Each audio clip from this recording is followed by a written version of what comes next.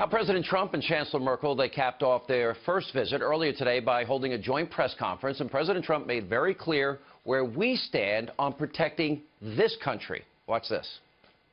Our two countries must continue to work together to protect our people from radical Islamic terrorism and to defeat ISIS.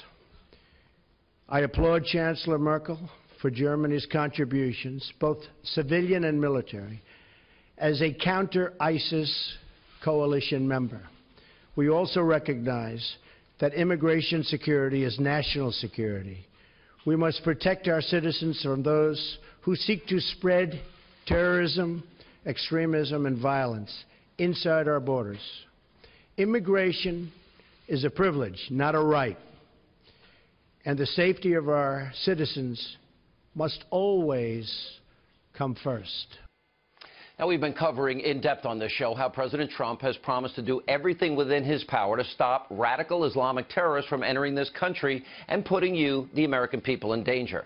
Now, he plans on doing that in part by enacting extreme vetting of refugees. However, as we told you last night, the alt-radical obstructionist left here in America is trying to stop the president, and by doing so, they are showing that they are perfectly willing to gamble with your lives, the lives of the American people. At this point, in my opinion, the left here at home, they want to copy Germany and Europe's practice of letting waves of unchecked refugees pour into their countries. But tonight, the alt-radical left, they may want to think twice about this, and we'll show you exactly why. Now, here at home, we've seen an increase in radical Islamist attacks. Top officials have repeatedly warned that ISIS can, in fact, infiltrate the refugee population. And according to the FBI, there are 1,000 active ISIS-related cases right now in all 50 states. And earlier this month, the Attorney General, Jeff Sessions, revealed this shocking statistic about these ongoing investigations. Take a look. Today, more than 300 people, according to the FBI, who came here as refugees are under an FBI investigation today for potential terrorism-related activities. And in Europe, it's become far worse and more violent. Now, the continent has become the epicenter of terrorist attacks against the West. Now, since 2014, Europe has taken in over 3 million refugees and asylum seekers. Germany has led the way in Western Europe by accepting nearly 900,000 refugees in 2015 alone. Last month, Germany's Domestic Security and Intelligence Agency, the BFV, said the number of radical Islamists in the country has grown considerably, rising from just 100 in 2013 to almost 1,600 this year. And what we've seen is devastating and brutally violent attacks.